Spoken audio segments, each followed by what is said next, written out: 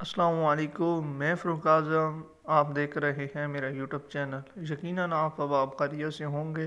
ایک نئی اپڈیٹ کے ساتھ حاضر ہوا ہوں. آج ایک انتہائی افسوسناک اپڈیٹ لے کے آئے ہوں. انتہائی دکھ بھری اپڈیٹ.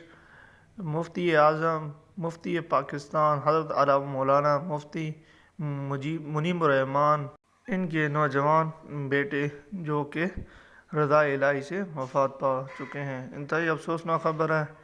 یہ بوڑھے باپ کے لیے انتہائی دردناک ہے کہ اس عمر میں ایک جوان بیٹے کی موت کا صدمہ برداشت کرنا بھی بہت مشکل ہوتا ہے، مگر اللہ تعالیٰ کے فیصلے ہیں.